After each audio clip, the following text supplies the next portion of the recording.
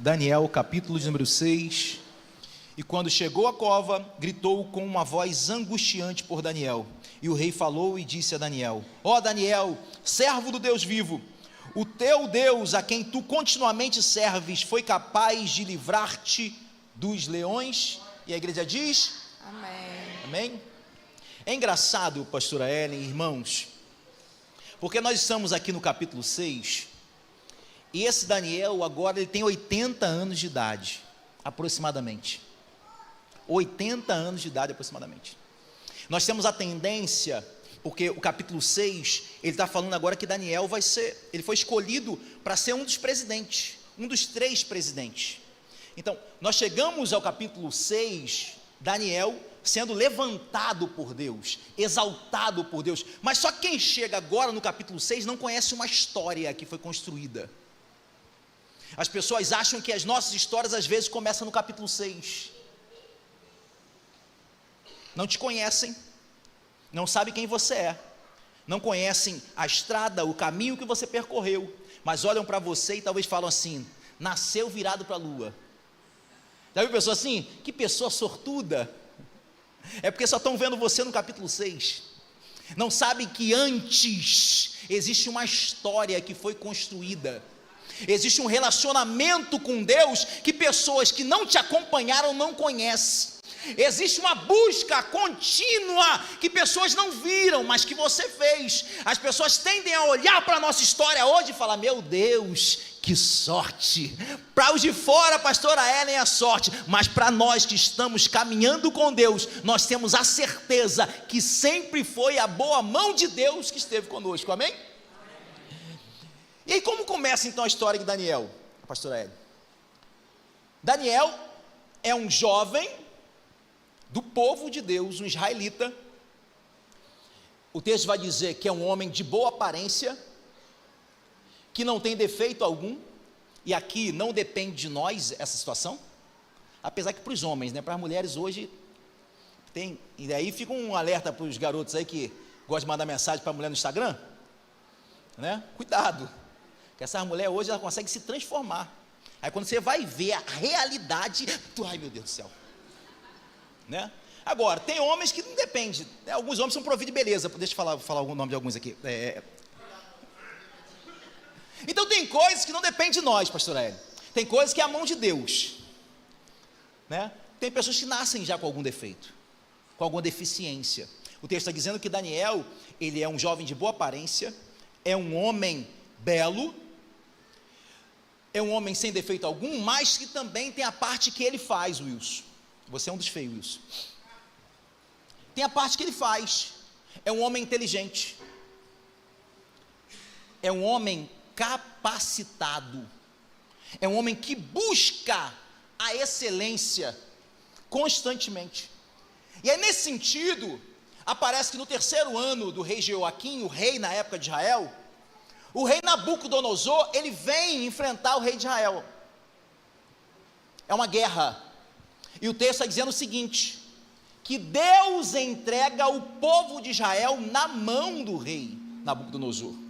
Eu preciso frisar isso aqui, porque o texto sagrado, a Bíblia, sempre vai levantar promessas contra Israel, que era o próprio Deus que iria guerrear contra as nações vizinhas. Mas por anos Deus está avisando: o pecado de vocês está subindo a minha narina, eu vou entregar vocês à mão dos estrangeiros. Olha, eu estou vendo que vocês estão errando e vou entregar vocês na mão dos estrangeiros. E assim acontece. A Babilônia agora vem contra o rei de Israel, e o texto vai dizer que Deus entrega a nação de Israel na mão de Nabucodonosor. Por que eu estou falando isso? Porque talvez você está pensando assim: o inimigo está investindo contra mim, ele vai investir, 1000 vão cair ao teu lado, 10.000 à tua direita, você não vai ser atingido, o que a palavra nos orienta, mas existem alguns momentos que o próprio Deus permite o inimigo tocar. Mas toda a permissão de Deus, pastora Ellen, existe um propósito por trás. Porque tem pessoas falando assim: por que Deus permite eu entrar no cativeiro? Porque Deus está me conduzindo a deserto? Entenda, lá na frente você vai ver a boa mão de Deus sendo contigo. É uma história de um jovem que começa assim, uma nação que é sitiada e é levada agora para o cativeiro. É um jovem belo, homem de Deus, com espírito excelente, mas está sendo levado escravo. Para onde? Para a Babilônia. Ele é levado para a Babilônia, pastora Ellen, mas a Babilônia não é levada para dentro dele. Ele é conduzido para a Babilônia porque a mão de Deus permitiu. Ele é conduzido para a Babilônia porque a mão de Deus o conduziu. Ele é levado para a Babilônia porque Deus tem um propósito. Então entenda que alguns desertos que Deus, Ele está te conduzindo, não é o inimigo que está te tocando. Deus está usando o inimigo, talvez para te tocar, talvez para te conduzir a algumas áreas, mas existe um propósito de Deus. Ele é levado para a Babilônia. E nós conhecemos a história no capítulo 1, que ele decide não se contaminar. Ele não aceita as iguarias do rei. Ele prefere, eu estou aqui, mas tudo que está ao redor não vai fazer mudança em mim.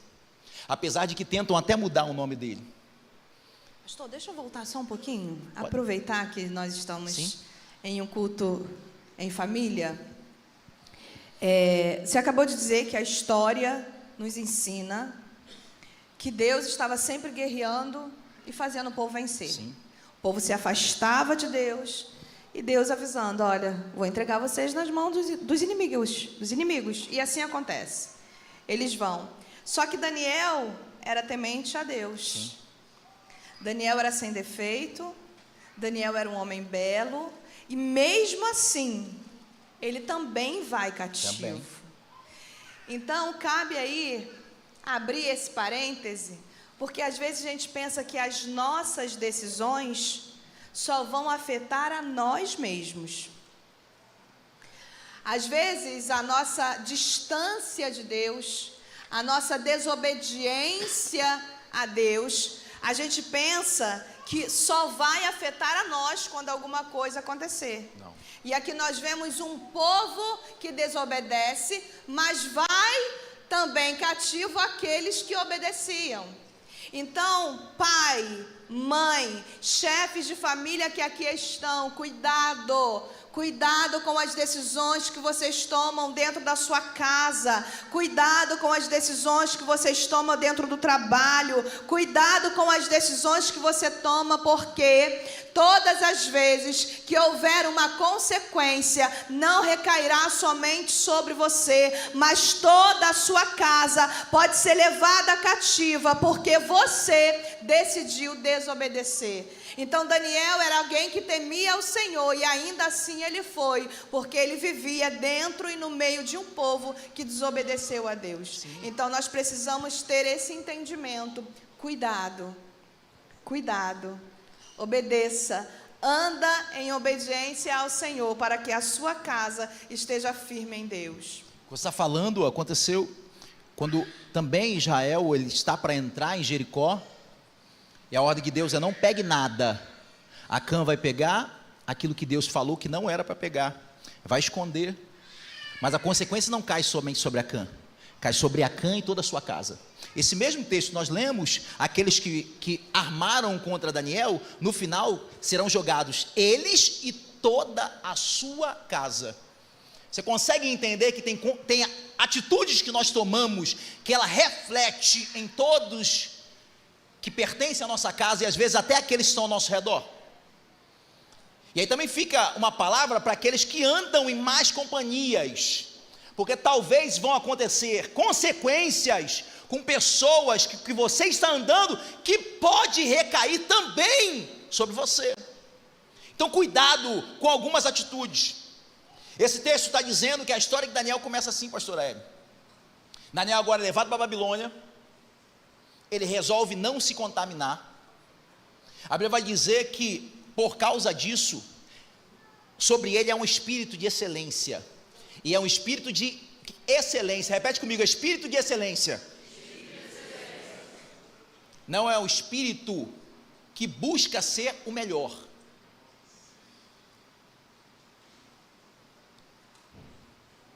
Não é um espírito que quer ser o melhor ou a melhor. Porque o espírito que quer ser melhor, ele disputa com outros. Você vê isso nos esportes. Qual o objetivo dos esportes? É sempre mostrar quem é o melhor do esporte. mas para que mostre quem é o melhor, o que acontece entre eles? Disputa. O espírito de excelência, ele não busca se tornar o melhor, é consequência daqueles que estão debaixo de um espírito de excelência fazer coisas que os melhores fazem. E o espírito de excelência, você acabou de dizer que Daniel decidiu não se contaminar e tinha sobre ele um espírito de excelência. Então existe uma ordem. Só tem espírito de excelência aquele que decide não se contaminar. Porque não se contaminar é uma decisão. E ele ali decidiu, estou na Babilônia, mas a Babilônia não me tem. Eu tenho aqui, é oferecido a mim, todos os melhores pratos que o rei come também trazem para mim. As melhores bebidas que o rei bebe também é trazido para mim. Mas eu decidi em meu coração não me contaminar com as iguarias do rei. Então, às vezes, nós queremos ter um espírito de excelência sem primeiro ter em nosso coração a decisão de fazer a diferença. Sim. Não vai acontecer. Ou então, porque aí entra essa questão, mas eu consigo fazer coisas bem feitas, eu consigo me destacar, eu consigo, mas aí não quer dizer que você tem o espírito de excelência, quer dizer que você está correndo à frente para parecer ser o melhor, porque aquele que tem espírito de excelência, antes de tê-lo, ele é uma pessoa que em seu coração, em suas atitudes, decidiu não se contaminar. Não tem como ter uma coisa antes de ter outra. Daniel, ele toma uma decisão. E é isso que você precisa entender, é sobre decidir. Existe a graça, sim, mas existe você entender que você decide algumas coisas. Porque quem deseja viver grandes experiências com Deus aqui, levanta a mão para mim, por favor. Porque tem pessoas que querem viver grandes experiências com Deus, mas querem continuar em Israel no estado de comodismo. Querem viver grandes experiências com Deus, mas não permite que Deus os conduza, às vezes até para a Babilônia. Quer ter grandes experiências com Deus, mas não permite que Deus os conduza a desertos, a batalhas. Não permite que Deus te leve a locais de confrontos. Eu quero ter grandes experiências com Deus, mas quero continuar no mesmo local de comodismo. Assim é o início da história de Daniel. É um jovem que ele decide não se contaminar, que está continuamente, pastora Ellen, buscando a Deus, continuamente se relacionando com Deus. Mas vamos pular para o capítulo 6, que poderíamos falar diversas histórias, e Ellen e eu estávamos hoje falando, meu Deus, como a história de Daniel é uma história riquíssima, com tantas experiências. Cada capítulo é uma experiência linda, envolvente com Deus. Mas aí no capítulo 6, agora ele com 80 anos, não mais um jovem, ele já passou pelo governo de Nabucodonosor, passou pelo governo do seu filho, agora ele está no Império Medo e Persa, aonde Dario é o rei. E aí Dario resolve agora colocá-lo como um dos presidentes. Ele fala assim, o meu império está muito grande, eu vou dividir o meu império em 120 cidades, dessas 120 cidades eu vou levantar 120 governantes, e dentre esses 120 governantes, eu vou levantar 3 presidentes, ou 3 ministros, algumas versões vão dizer, e vou colocar esses 3 ministros para liderar, organizar esses 120 presidentes. E o texto vai dizer que dentre os 3 presidentes, Daniel se destacava, ele era o mais capacitado. E aí é lindo entender isso, pastor Hélio, porque enquanto nós estamos no mesmo patamar que os outros, não incomodamos ninguém. Já viu isso? Enquanto em qualquer esfera, na igreja, no trabalho, na faculdade, financeiramente, enquanto você está no mesmo patamar que os outros, é amigo, aperta a mão. Mas quando Deus resolve levantar alguém, aí começa a inveja, começa a perseguição, começa olhares, Já viu? Enquanto você sozinho, você e sua amiga só comia cachorro quente ali, aí nego falava, aquela tua amiga, ai meu Deus, é meu fechamento. Aí Deus começa a te levar para o M&M's para comer. Aí aquela amiga que comia cachorro quente contigo fala assim, metida. Era só membro de banco, só ficava no banco, igual alguns aqui. Não pode fazer nada, pastor, eu só quero ficar no banco. Enquanto está só no banco, ninguém fala nada. Agora, coloca um coletinho, está metido. A igreja resolve consagrar, está se achando santo, Santa Rona. Eu estou falando isso porque, se você não quer ter que pessoas tenham inveja de você, continue no mesmo lugar. Se você é uma pessoa que não quer que outros falem mal de você, continue no mesmo lugar. Mas se você permitir que Deus te eleve em algumas posições, aguarde que inveja virá, palavras contrárias virão, pessoas vão falar ao teu respeito, vão te invejar. Acontece, natural. Por quê?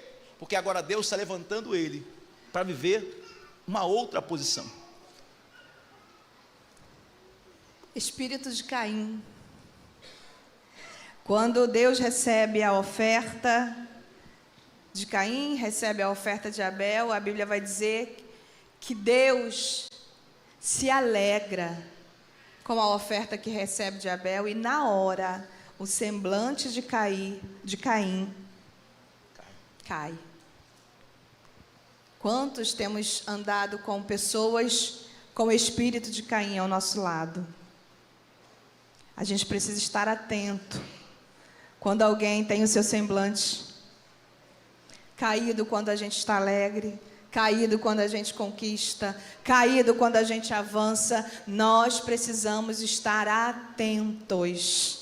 E ainda que a gente não perceba, os olhos do Senhor estão sobre nós. Ainda que a gente não consiga entender e nem saber o porquê desse semblante que caiu, quando na verdade deveria se alegrar comigo. Se não entende, não precisa se preocupar. Deus tudo vê, Ele está com seus olhos atentos sobre nós. Ele está cuidando de mim e de você. A grande questão é, não pare de avançar. Não pare de seguir, mas estão me olhando torto, continue. Mas não estão se agradando, não pare. Ah, mas estão falando mal de mim, mas avance. Continue, porque sobre ti haverá uma grande bênção. Sobre ti haverá as promessas sendo cumpridas. Sobre ti o Senhor estará estabelecendo os seus propósitos e os seus decretos. Aleluia! Louvado seja o nome do Senhor. Então, excelência provoca perseguição. Sim, sempre. Tá? A excelência provoca as línguas que se batem.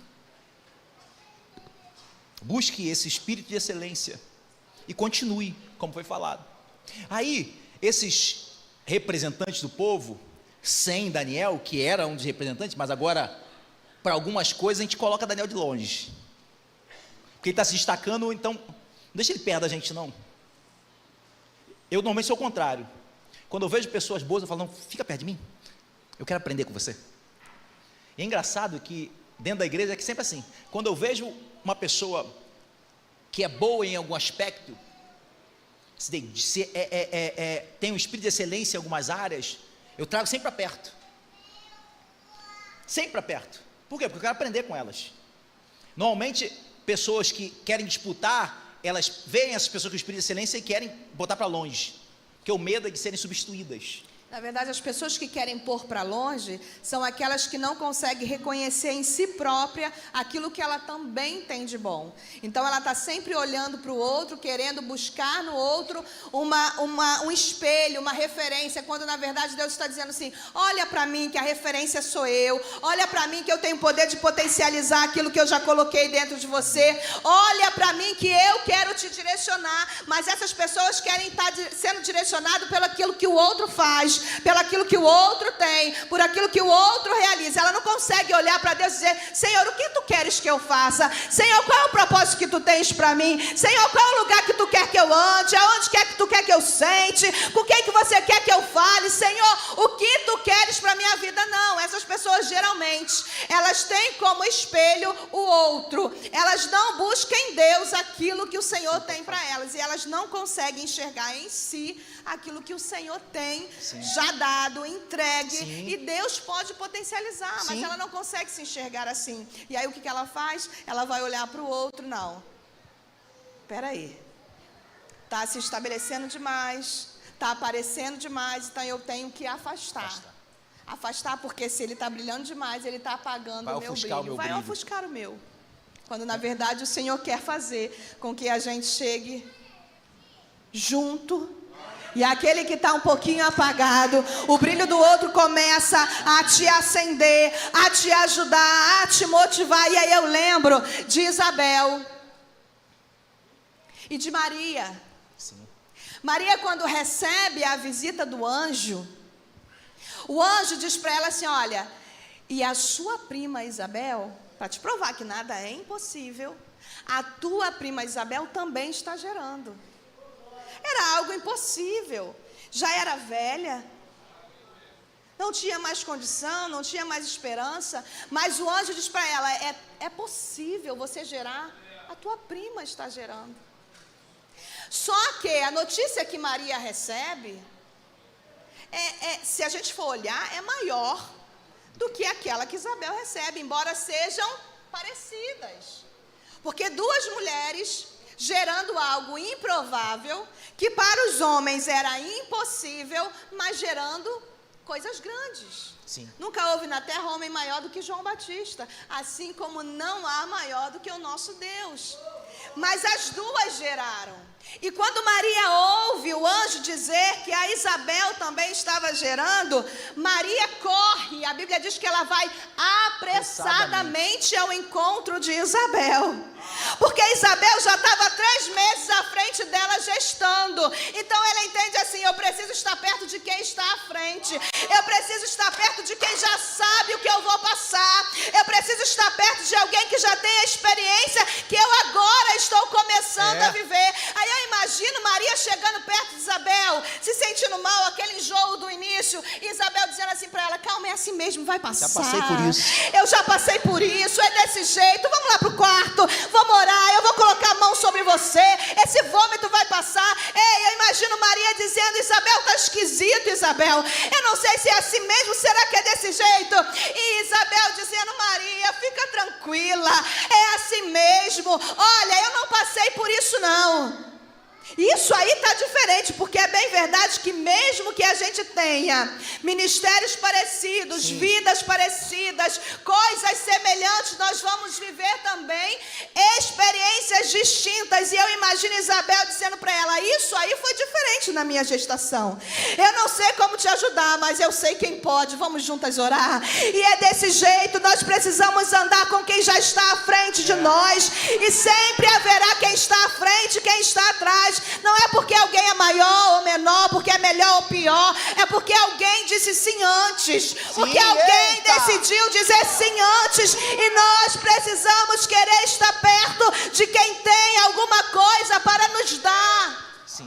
E aí eu não estou falando de material, eu estou falando de espiritual. É quando você está ao lado de alguém que quando você está para baixo vai dizer: levanta, se arruma, vamos para o culto, vai tomar esse banho, vai pentear esse cabelo, não fica assim não, vamos embora, porque Deus tem algo para você. É desse jeito. Precisamos buscar estar perto de quem já tem uma vida de excelência com Deus. Então, esses homens afastam Daniel porque o objetivo deles agora é encontrar em Daniel algum defeito. Eu estou falando de um homem que eles conhecem há muito tempo. Falando de um homem já com 80 anos de idade. Era conhecido. Esse tempo todo, até o momento, ninguém tinha visto um defeito nele.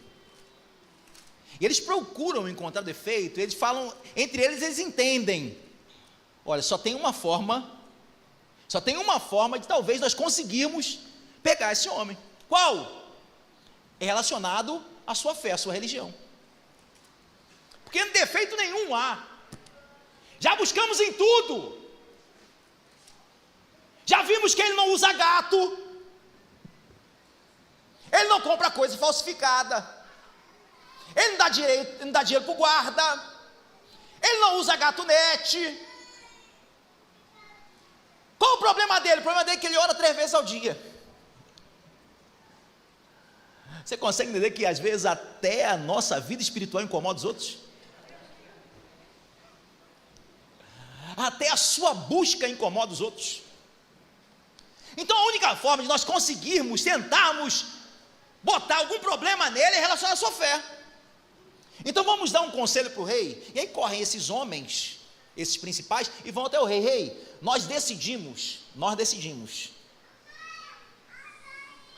seguinte: o senhor vai fazer um decreto real que não pode ser mudado, tá? Diante da lei dos Medo e Persas, ele não pode ser revogado de forma alguma. Eles estudaram até modificação de lei para tentar pegar ele. Eu preciso que o senhor faça um decreto real, e o decreto é o seguinte: durante 30 dias, ninguém pode orar ao seu Deus ou pedir a homem coisa alguma, durante 30 dias, e o homem que isso fizer, ele deve ser jogado na cova dos leões. Isso pareceu bem aos olhos do rei, afinal de contas, eram os conselheiros dele, e o rei assina o decreto. Assinado o decreto, a notícia chega a Daniel. Tenta imaginar uma notícia muito ruim chegar até você. Qual seria a sua atitude, você sabendo que existe um motim de pessoas, ou todas as pessoas que trabalham contigo, servem contigo, todos eles se levantam para tentar te derrubar? Qual seria a sua atitude? Eu vou para o status. Vou falar o nome não, mas vou jogar só aquela indiretinha. Vou jogar indireto com o versículo bíblico, porque aí Deus está no negócio. Não vou para meus stories fazer uma postagem. Vou fazer um ao vivo aqui e botar a boca no trombone.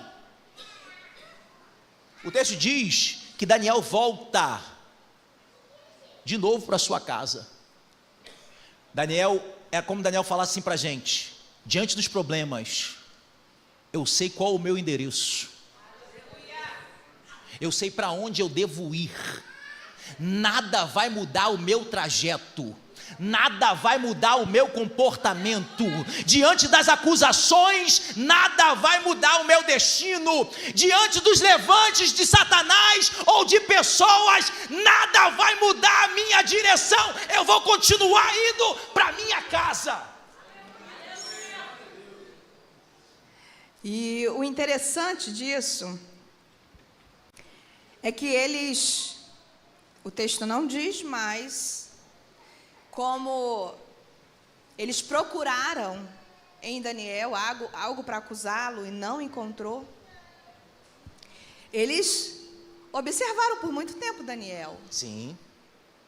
Para chegar à conclusão de que eu não tenho nada contra ele. Mas o que eles queriam de Daniel? O que eles queriam? A morte de Daniel. Porque o decreto era: aquele que não obedecesse aquele decreto seria lançado na cova de leões. Então o que eles queriam? A morte de Daniel. Então, se Daniel não tinha nada para ser acusado, eles, ao observar Daniel, ele percebeu que Daniel era alguém que não quebrava princípios. Eles perceberam que Daniel jamais abriria mão de estar com o seu Deus, porque no tempo em que eles estiveram observando, eles viram que Daniel não se distraía, ele sempre tinha os seus momentos com Deus. Daniel não se perdia nos afazeres, ele tinha o propósito de orar 3 vezes ao dia ao seu Deus, e eles, ao observarem, percebeu que nada tirava Daniel daquele lugar, e ao perceber isso, ele entende: ei, a única forma de matar esse homem é tirar ele da presença do seu próprio Deus. A única forma de matar esse homem é tirar ele do momento de oração. A única forma de matar esse homem é tirar ele do momento em que ele se encontra com o Deus dele. E isso é lindo demais. Porque será que se alguém, ou o próprio inimigo de nossas almas, começar a procurar em nós algo para nos acusar, e se não encontrar, poderá ter a certeza de que a única coisa que nos fará morrer é nos tirar da presença do nosso Deus? Porque eles tinham tanta certeza que Daniel não abriria mão daqueles momentos com Deus, que eles assim decidiram: esse é o decreto certo, esse é o decreto certo para matar Daniel, para tirar Daniel de perto de nós, porque ele não vai aguentar ficar longe, ele não se distrai. E nós, quantas distrações, quantas desculpas, quantas prioridades nós colocamos à frente. E o decreto era 30 dias, pastor. Se talvez nós recebemos, toma aqui esse edito, leia. 30 dias. Só 30 dias? Só 30 dias. Tem crente aqui que fica mais do que isso, Senhor. Se eu já estou há 2 meses, o que quer ficar mais 30 dias? Tem crente, amor, que nós pedimos para abrir a Bíblia de Daniel, ele não sabia encontrar. Eu oro só quando eu leio a oração já pronta do Café Deus Pai, Café com Deus Pai. Eu só leio a oração. 30 dias, por quê? Não posso ficar. Talvez, se fosse para nós não morreríamos.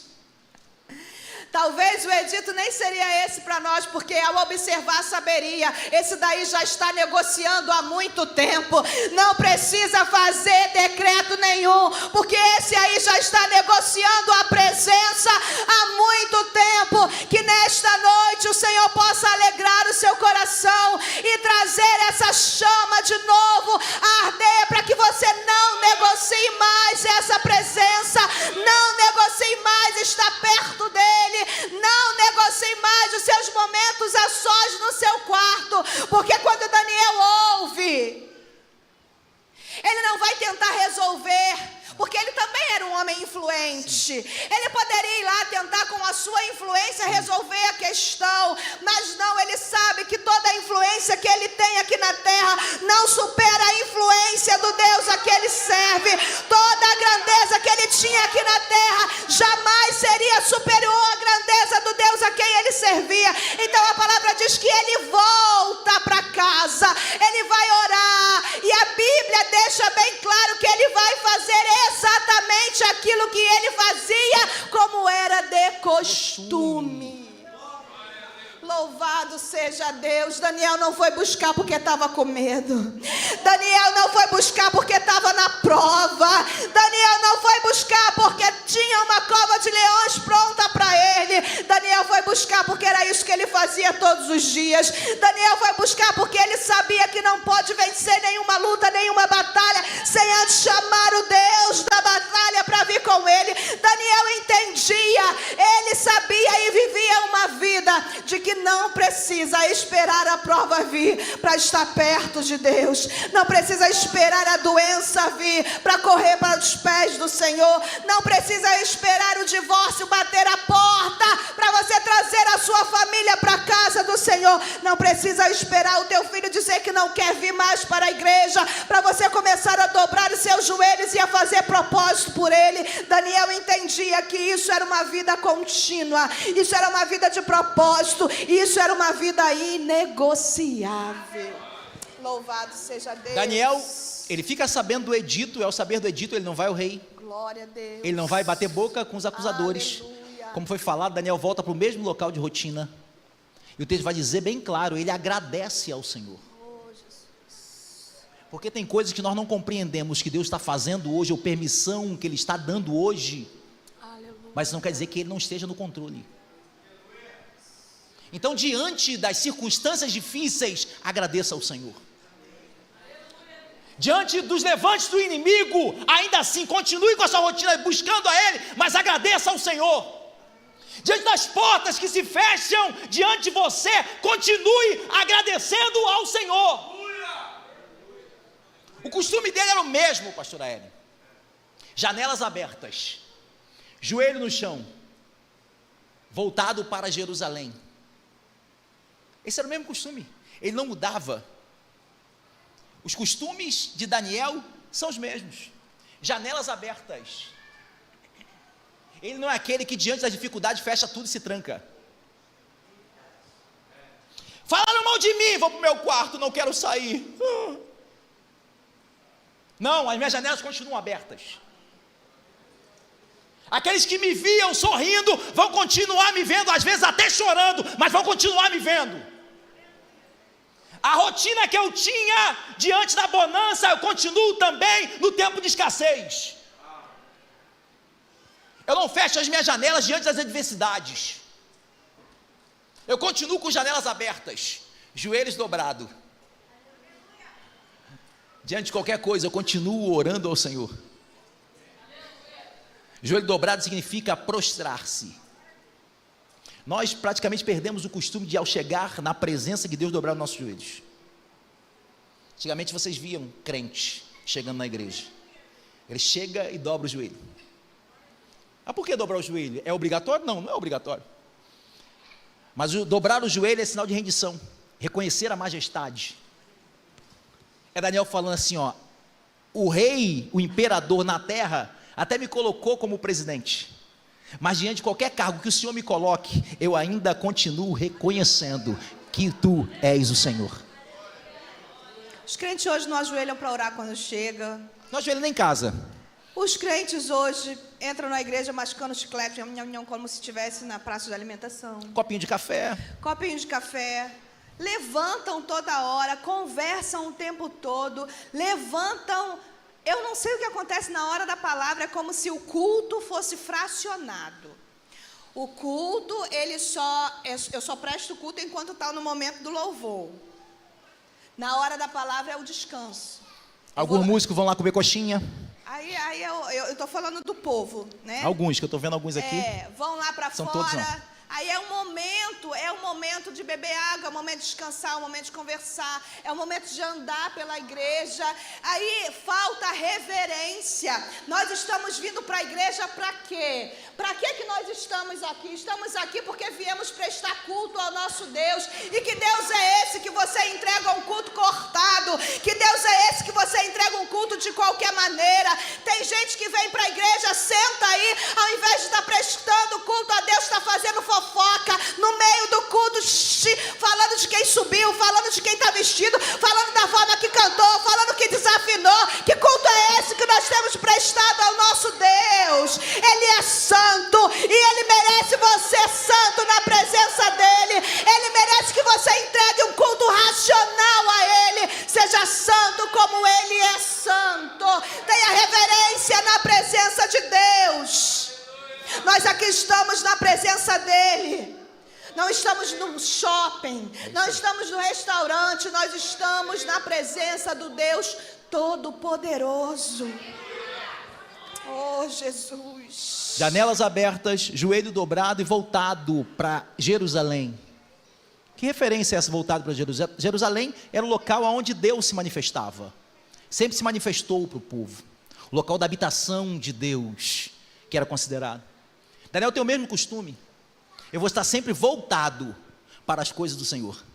Eu vou sempre estar voltado para a casa dEle. Eu vou sempre estar voltado para as manifestações dEle. Mas você não poderia orar de frente para a TV, voltado para a Netflix? Não, eu não me volto para as coisas da TV. Eu me volto para as coisas do Senhor. Eu não me volto para o meu time de futebol. Eu me volto para as coisas do Senhor.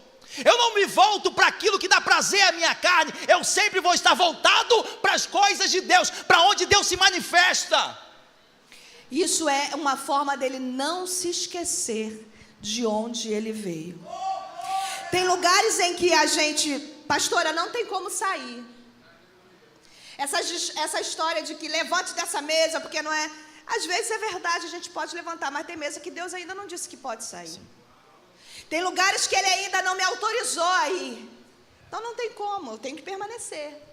Só que permanecendo no lugar onde está todo mundo fazendo o que é errado, eu estou voltado com os meus olhos para Jerusalém, porque ainda que eu esteja na Babilônia, eu não perco o meu direcionamento, eu não me distraio, eu não entro conforme aqueles que estão ao meu lado estão. Meus olhos estão focados, eu sei de onde eu vim, eu sei para onde eu vou, e daqui ninguém me tira. Ei, eu não sei para onde você tem olhado, eu não sei de que forma você tem tentado não se distrair, mas se não for olhando para Cristo, se não for colocando seus olhos para Ele, não vai adiantar, a distração vai vir, e quando você menos perceber, os costumes da Babilônia já levou você. Então esteja com os seus olhos voltados para Jerusalém, porque dessa forma você jamais esquecerá de onde veio, e muito mais importante do que isso, jamais esquecerá para onde Deus um dia irá nos levar. Muitos de nós temos perdido esse olhar, não sabemos mais de onde viemos, esquecemos, não sabemos mais que Cristo virá buscar a igreja. Estamos andando como se isso não fosse mais acontecer, mas é verdade, é real. Muito em breve Cristo irá buscar a sua igreja. E aonde estão os nossos olhos? Estamos voltados para onde? Cristo voltará para buscar a sua igreja. Esteja pronta a igreja. Pode ser hoje. Paulo vai dizer que se estivermos focados só nas coisas da terra, esperando só as coisas da terra, somos os mais miseráveis dos homens. Nossos olhos precisam estar focados naquilo que Jesus um dia prometeu: eu voltarei para buscar a minha igreja. Ele continua com a mesma coisa, e os fofoqueiros estão do lado de fora, de frente para a janela, viram que ele continuou com as mesmas práticas, aí correm para o rei: ó imperador, ó, o senhor lembra do decreto do senhor? Lembro. Lembra, tudo está escrito? Lembro. Lembra da consequência? Lembro, jogar na cova. O seu preferido fez isso, Daniel. O texto vai dizer que o imperador agora fica triste com a notícia, porque ele sabia que aquele homem era diferente dos outros. E o texto vai dizer que o rei, ele busca algumas formas durante aquele dia para reverter o decreto. O imperador, ele buscou maneiras de reverter a sentença, e aí passou o dia todo, e ao entardecer não deu mais jeito. E eu acho isso lindo, porque tem pessoas que falam assim: por que Deus não agiu ainda? Por que Deus ainda não entrou com providência? Porque enquanto for possível a homens, Ele não entra. Enquanto você estiver fazendo com a sua força, Ele não age. Enquanto você quiser tentar fazer da sua maneira, Ele não entra em frente. Foi Deus que falou assim: acabou a possibilidade do homem, agora é comigo. Quem tem mão para levantar, para receber? Eu quero profetizar. Eu profetizo que aonde o homem não conseguir entrar, aonde acabar, aonde tiver impossibilidades humanas, eu estou aqui para te dizer o que a palavra fez com Daniel: Deus entrará em cena, Deus fechará a boca, Deus fará milagres, Deus fará providência, Deus fará recursos. Enquanto o homem não conseguir fazer, Deus fará por você. E às vezes a gente percebe que quando estou em perigo, Daniel não pediu para ninguém fazer nada, Daniel clamou ao Senhor. Mas existia alguém que estava preocupado e tentou meios, formas de ajudar Daniel, e não foi possível, não conseguiu. E era alguém mais importante do que todos aqueles que estavam contra, e ainda assim não conseguiu. E é bem isso que você disse: mas Deus, por que Deus não agiu ainda? Mas é por que Deus às vezes permite essas coisas acontecerem? Por que Deus permite na vida? Aí tem essa diferença. Nós estamos falando de alguém que tem vida com Deus, de alguém que tem... Porque às vezes a gente diz assim: ai Senhor, tens o meu mundo em tuas mãos. A gente diz que tem o mundo, Senhor... Você sonha em cantar com o Ministério do Louvor, né? Minha vida, não, e cantar Gabriela Rocha, aí eu peguei pesado demais, né? Mas É dizer, Deus, tu tens a minha vida em tuas mãos. Tu tens o controle de tudo. Ah, Deus. E esses dias eu estava fazendo minha unha, pastora Cida. E aí eu falo isso para as meninas que me ouvem. Não façam igual, não falo que tem que ser a minha convicção com Deus. De que eu não faço nada para impedir filho. Né? Nós não fazemos nada para impedir. Hoje, inclusive, a gente precisa chegar em casa. Misericórdia. Nós não fazemos nada. E aí ela disse para mim assim, só que eu já tive 3 perdas. E essa última foi a mais dolorosa. E eu falei com o Senhor lá na maca, naquele hospital, eu disse, Senhor, eu não quero mais passar por isso. Aí eu contando meu testemunho, e as pessoas sempre dizem para mim, então por que você não faz nada para evitar isso?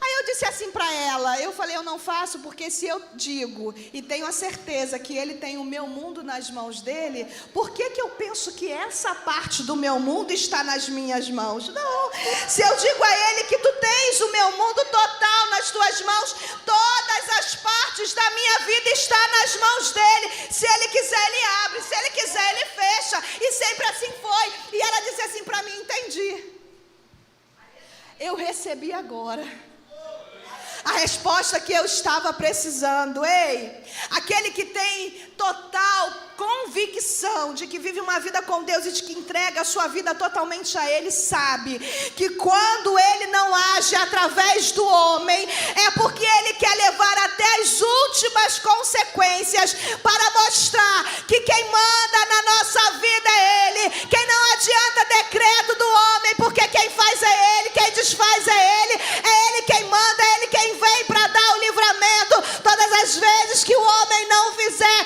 fique tranquilo, ele vai deixar chegar até o último momento para chegar e para que todos vejam que há Deus em sua vida, há um Deus em sua história, há um Deus que governa todos os seus dias nessa terra. Aí eles chegam para o rei e olha como eles qualificam Daniel, ou desqualifica. Rei, o senhor assinou o decreto. Só que um dos exilados, um daqueles escravos de Israel, ele descumpriu. É engraçado porque o inimigo ele sempre vai olhar para você tentando te desqualificar com o passado. Vai sempre olhar para o teu passado querendo falar sobre o teu presente. Olha, aquele ex-bandido que você abriu as portas, aquele adúltero que você deu oportunidade, não permita que Satanás te qualifique com as coisas que ficaram lá atrás. Já passou. Isso é a estratégia dele. É a estratégia dele. Só que quando, pastora Ellen, quando ele chegou diante de Nabucodonosor, lá no capítulo 1, Nabucodonosor mudou o nome dele. A Babilônia mudou o nome dele. Mudou o nome, mudou o local. Tentou mudar costumes, língua. Tentou mudar religião, tentou. Fez ele estudar outros deuses, ele aprendeu Então tudo. mudou o nome dele. Por boa parte, o livro agora de Daniel retrata pelo seu nome babilônico, Beltesazar. Só que agora, por mais que os acusadores estejam falando assim, ó, aquele exilado, o rei Dario fala assim, quem? Daniel? Porque enquanto Babilônia tenta mudar a sua identidade, o céu continua confirmando, eu sei quem você é, eu que coloquei esse nome em você, eu que te dei essa identidade. Olha, Daniel, ele errou, fez o que era errado. O rei está triste, tentou fazer tudo, e aí chama Daniel. Daniel vem, sem reclamar, é jogado na cova, e aí o rei fala para ele assim, pastor Hélio, Daniel, o Deus a quem tu serves, continuamente te livrará dessa cova dos leões. Então quer dizer que alguém que não serve o mesmo Deus, alguém que não vive os mesmos costumes, alguém que não professa a mesma fé, ainda assim, só olhando para a vida de um cara, tem a certeza de que o Deus que ele serve continuamente vai livrar. Ele continuou servindo no capítulo 1, vindo de Israel para a Babilônia, continuou no capítulo 2, continuou no capítulo 3, continuou no capítulo 4, continuou no capítulo 5, continua no capítulo 6 e vai continuar servindo a Deus. Identidade bem definida. Por quê, queridos? Identidade revela de quem nós somos filhos. Aquela filiação. Quando nós pegamos o nosso RG, uma das coisas, uma das informações que tem ali é a nossa filiação. Você pegar o meu, você vai ver lá, filho de Deusdete. Esse é o nome do meu pai. E o meu nome seria... Deusdete Ivo, ainda é composto.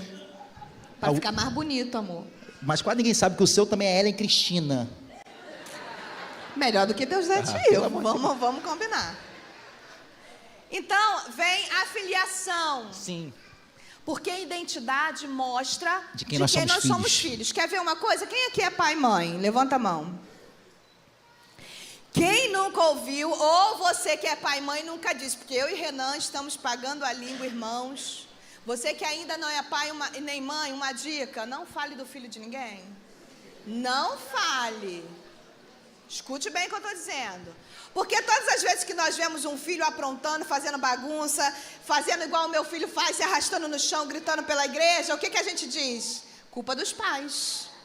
É verdade ou mentira? Ah, vai dizer que vocês não falam isso do meu filho? Estou ensinando para não fazer. E aí a gente diz assim, é culpa dos pais.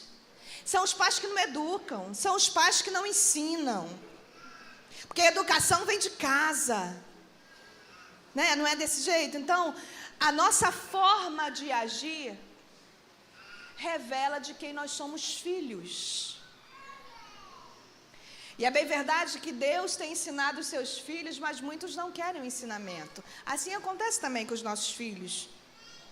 Uns estão, o meu tem 2 anos, irmãos, está na fase dessa educação, desse aprendizado, ainda vai demorar um pouquinho, tem que ter paciência. Talvez você esteja nessa fase com Deus. Deus olhando para você e dizendo, meu Deus, ele dizendo, Jesus dizendo para o Pai, Deus, espera aí só mais um pouquinho, o Espírito Santo vem e fala, Deus, Pai, espera mais um pouquinho, tem um pouquinho mais de paciência com ele. Ele está aprendendo. Ele está fazendo pirraça, mas nós vamos corrigir, nós vamos ensinar, nós vamos ajustar. E aí tem uns que chegam até a idade adulta, já está pronto para fazer as suas próprias escolhas. E as suas escolhas revelam a criação que você teve. As suas escolhas revelam quem é o seu pai. E assim como foi com Daniel, a vida dele revelou o Deus que ele servia. A vida dele revelou de quem ele era filho. Filho do Deus vivo. É você que tem dito, ninguém manda em mim, ninguém tem nada a ver com a minha vida. Ah, deixa eu olhar, ninguém paga as minhas contas. Cuidado, porque a vida que você leva por aí revela de quem você é filho. Cuidado, porque a forma que você tem andado revela o pai que você tem. E que pai você tem demonstrado por aí. Quando alguém olha a sua identidade, diz o que, Desirê? É filha de Deus? Ou eu ando mentindo por aí, revelando o DNA de Satanás na minha vida? Nós precisamos entender que as nossas atitudes revelam a nossa filiação. Verdade. Somos filhos dele, devemos agir como tal. Então, é o imperador que está falando assim, ó, o Deus a quem você serve continuamente. Ele joga Daniel, coloca uma pedra na cova, coloca o seu anel selando, mostrando que aquela pedra está fechada e ninguém pode. E assim passa-se a noite.